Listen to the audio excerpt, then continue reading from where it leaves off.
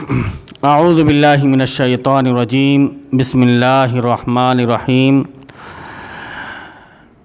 انا انزلنا الیک الکتاب بالحق لتحکم بین الناس بما اراک اللہ ولا تکن للخائنین خصیما واستغفر اللہ ان اللہ کان غفورا رحیما ولا تجادل عن الذين يختانون انفسهم ان الله لا يحب من كان خوانا اثيما يستخفون من الناس ولا يستخفون من الله وهو معهم اذ يبيتون ما لا يرضى من القول وكان الله بما يعملون محيطا ها انتم هؤلاء جادلتم عنهم في الحياة الدنيا فمن يجادل الله عنهم يوم القيامة ام من يكون عليهم وكيلا ومن يعمل سوءا او يظلم نفسه ثم يستغفر الله يجد الله غفورا رحيما ومن يكسب اثما فانما يكسبه على نفسه وكان الله عليما حكيما ومن يكسب خطيئة أو إثما ثم يرمي به بريئا فقد احتمل بهتانا وإثما مبينا صدق اللہ العظیم۔ معزز سامعین، ابھی آپ نے سورہ نساء کا 16واں رکوع، سورہ نساء کا 16واں رکوع آیت نمبر 105 سے 112 تک سماعت فرمایا۔ اب اس کا ترجمہ آپ سماعت فرمائیں کہ اللہ رب العالمین کیا بیان فرما رہا ہے۔ اس سے پہلے جو ذکر کیا گیا وہ موضوعات الگ تھے، یہاں پر یہ موضوع جو اس رکوع میں بیان کیا گیا ہے وہ الگ ہیں۔ اس سے پہلے کے رکوع میں صلاۃ خوف کے بارے میں اللہ رب العالمین نے ذکر کیا تھا کہ صلاۃ خوف تم کو کس طرح سے ادا کرنی ہے، اور اس کی تشریح احادیث شریفہ میں موجود ہیں۔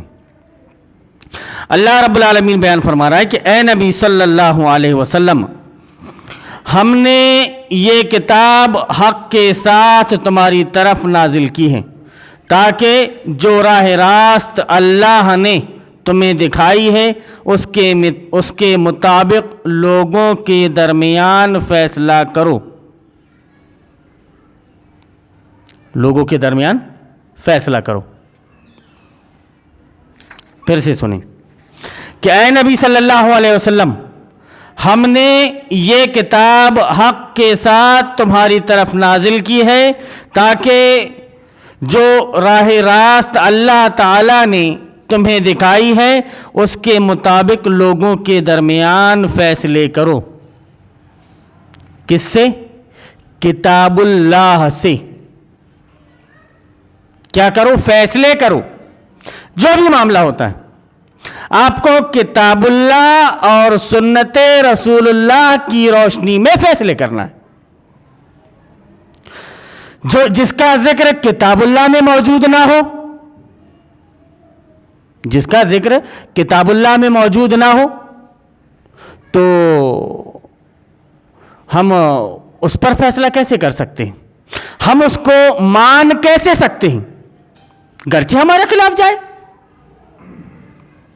لیکن چونکہ کتاب اللہ میں نہیں ہے، وہ سنت رسول اللہ میں وہ موجود نہیں ہے، تو ہمیں اسے نہیں ماننا ہے۔ کتاب اللہ اور سنت رسول اللہ میں جو کچھ موجود ہے ہمیں اسے ہی ماننا ہے۔ آگے اللہ رب العالمین بیان فرما رہا ہے کہ تم بددیانت لوگوں کی طرف سے جھگڑنے والے نہ بنو اور اللہ سے درگزر کی درخواست کرو، وہ بڑا درگزر فرمانے والا اور رحیم ہے۔ اللہ رب العالمین یہاں پہ ایک فیصلے کے بارے میں ذکر کر رہا ہے۔ اس کے پیچھے ایک پس منظر ہے۔ حافظ ابن کثیر رحمۃ اللہ علیہ نے ذکر کیا ہے کہ دو لوگ نبی کریم صلی اللہ علیہ وسلم کے گھر کے سامنے، دروازے کے سامنے جھگڑ رہے تھے۔ آپ صلی اللہ علیہ وسلم وہاں سے باہر آئے, دروازے سے باہر آئے اور کہا کہ سنو, یہ بخاری شریف کی حدیث ہے, بخاری شریف کی حدیث ہے کہ آپ صلی اللہ علیہ وسلم نے فرمایا کہ سنو کہ تم میں جو چرب زبان ہوگا اس کی چرب زبانی دیکھ کر میں فیصلہ تو کر دوں گا.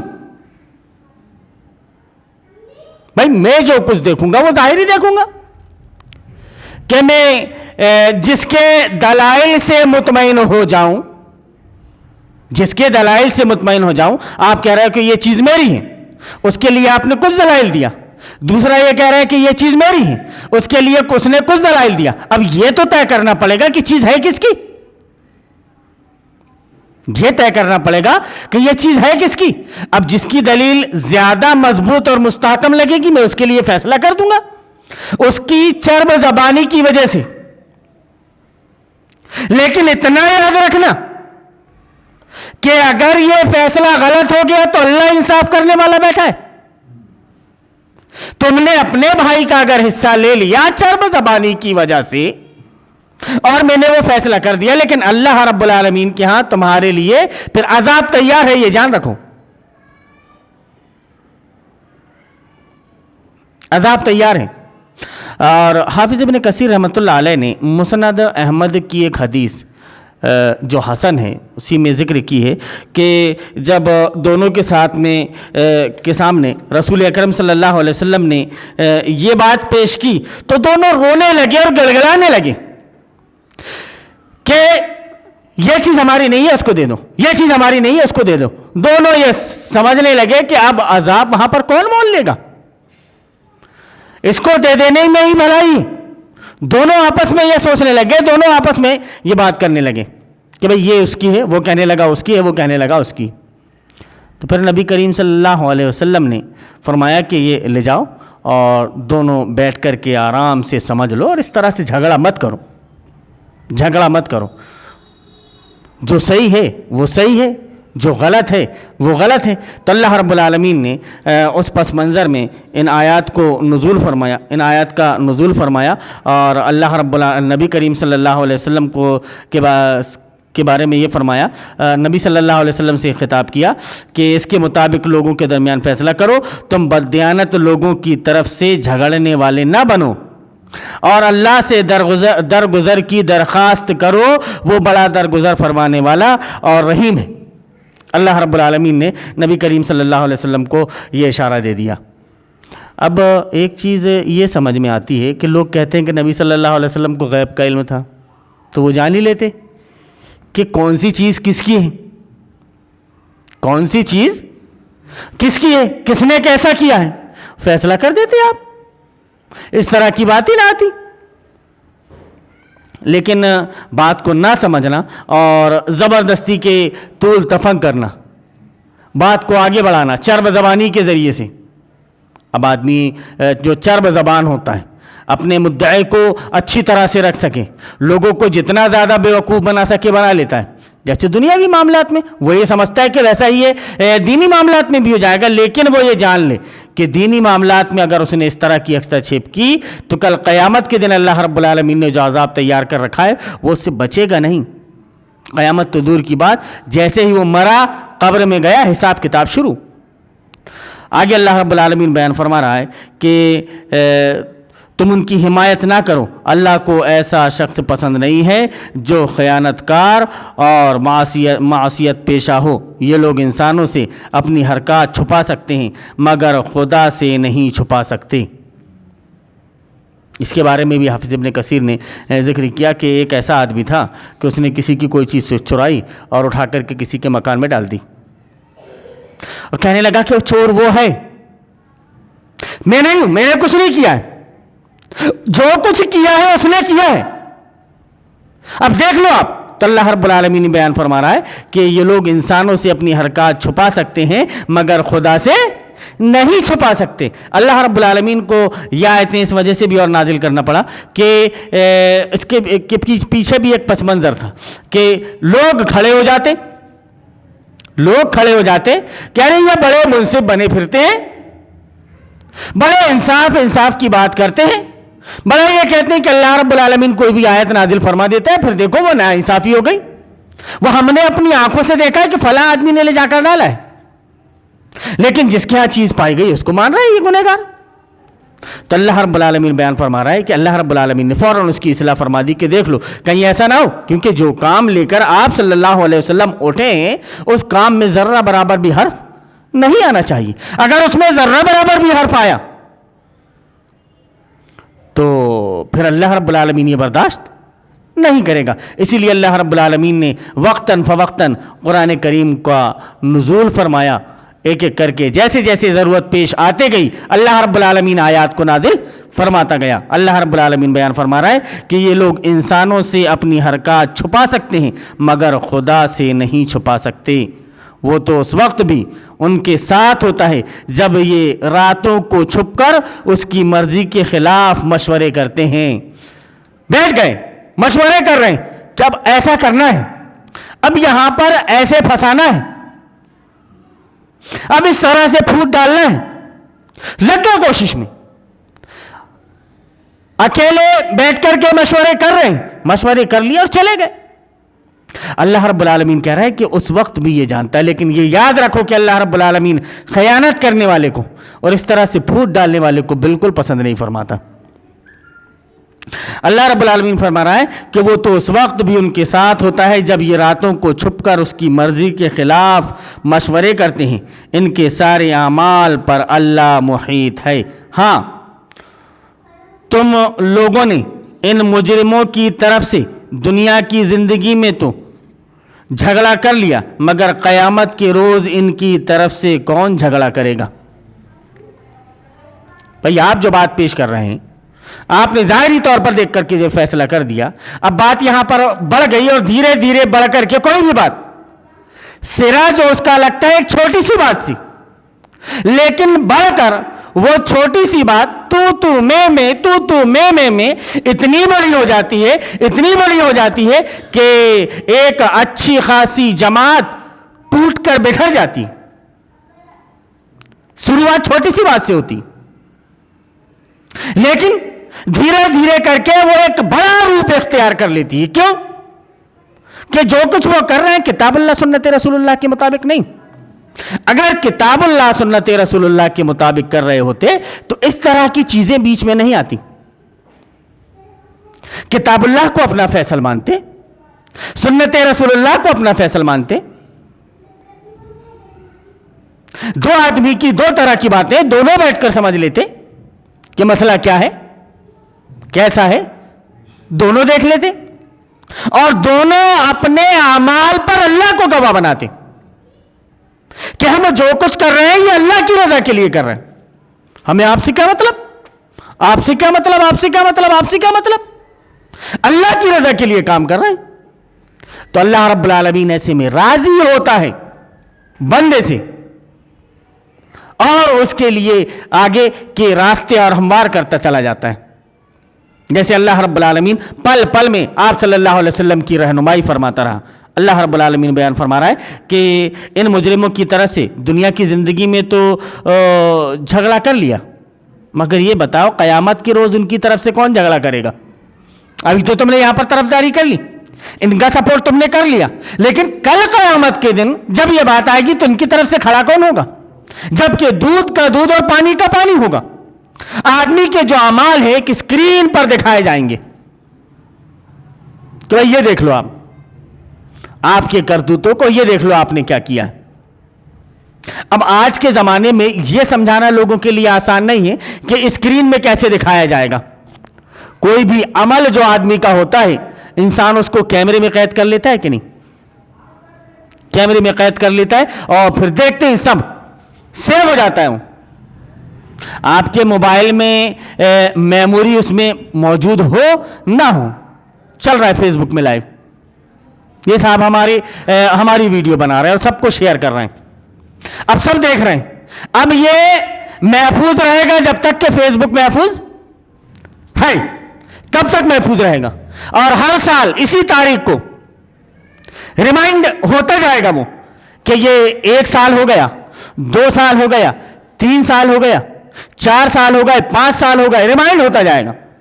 تو آدمی کا اپنا اپلوڈ کیا ہوا کوئی پروگرام ختم نہیں ہوتا تو وہ اللہ رب العالمین ہے.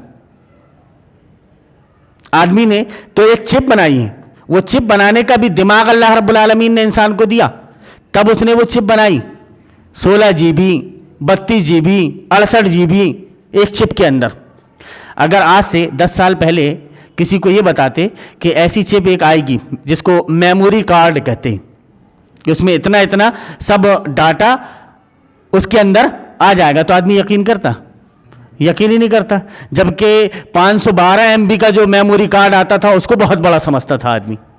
تو اللہ رب العالمین ریکارڈ کر رہا ہے, کرامن کاتبین ہے, لکھ رہے ہیں, یعلمون ما تفعلون, جو کچھ بھی تم کر رہے ہو وہ جانتے ہیں وہ, اور لکھ لیتے ہیں اس کو, اور تمہارا کیا کرایا سب اللہ رب العالمین کے پاس میں پیش ہوگا. تو وہی اللہ رب العالمین کہہ رہا ہے کہ اگر تم نے یہ اللہ رب العالمین کی طرف سے یہ تنبیہ کہ مجرموں کی طرف سے اگر تم نے یہاں پر حمایت کی تو ٹھیک ہے, کر تو لوگے, لیکن کل قیامت کے دن کیا کرو گے؟ ان کی حمایت کون کرے گا جبکہ صحیح اور غلط بالکل الگ الگ ہو جائے گا. اللہ رب العالمین بیان فرما رہا ہے کہ آخر وہاں کون ان کا وکیل ہوگا اگر کوئی شخص برا فعل کر گزرے یا اپنے نفس پر ظلم کر جائے اور اس کے بعد اللہ سے درگزر کی درخواست کرے تو اللہ کو درگزر کرنے والا اور رحیم پائے گا. اب ایسی صورت میں کسی سے کوئی غلطی ہو گئی, غلطی انسان سے ہی ہوتی ہے, لیکن اس نے غلطی کا اعتراف کر لیا, اس نے مان لیا کہ مجھ سے غلطی ہوئی, اعتراف کر لیا اور توبہ کر لیا, تو پھر ظاہر سی بات ہے کہ اللہ رب العالمین بیان فرما رہا ہے کہ اللہ رب العالمین درگزر کرنے والا اور رحیم, تو اللہ کو درگزر کرنے والا اور رحیم پائے گا. مگر جو برائی کما لے تو اس کی یہ کمائی اسی کے لیے وبال ہوگی. جس نے ذرہ برابر بھی برائی کمائی, غلط کیا تو برائی کمائے گا وہ. اور جیسے ہی اس نے برائی کمائی, بھائی آدمی دنیا میں یہ دیکھ کر کہ میں فلاں کو بیوقوف بنا دوں گا, میں ان سے کہہ دوں گا کہ ایسا معاملہ نہیں تھا, میں اپنا الو سیدھا کر لوں گا. اور دنیا میں آج یہی چل رہا ہے, ہر آدمی اپنا الو سیدھا کرنے میں لگا ہوا ہے. اب اس نے برائی کما لی, دنیا تو اس کی کسی طریقے سے کٹ گئی, لیکن آخرت اس کی برباد ہو گئی. اللہ رب العالمین بیان فرما رہا ہے کہ اس کی کمائی اسی کے لیے وبال ہوگی. جو کمائی آپ کی آخرت میں آپ کے لیے وبال بن جائے تو اس کو ایک اچھا آدمی, ایک سچا آدمی, ایک مومن آدمی کمانا پسند کرے گا؟ بالکل نہیں پسند کرے گا اس کو. آگے اللہ رب العالمین بیان فرما رہا ہے کہ اللہ کو سب باتوں کی خبر ہے, وہ حکیم و دانا ہے. پھر جس نے کوئی خطا یا گناہ کر کے اس کا الزام کسی بے گناہ پر تھوپ دیا, آپ ایسا بھی نہیں کر سکتے کہ جو گناہ آپ سے ہوا ٹھیک ہے آپ اقرار کر لو کہ میں نے یہ گناہ کیا ہے.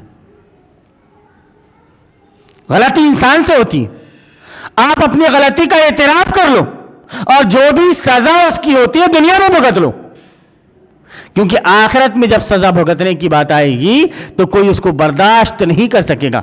اس لیے اللہ رب العالمین بیان فرما رہا ہے کہ پھر جس نے کوئی خطا یا گناہ کر کے اس کا الزام کسی بے گناہ پر تھوپ دیا, اس نے تو بڑے بہتان اور سری گناہ کا بار سمیٹ لیا.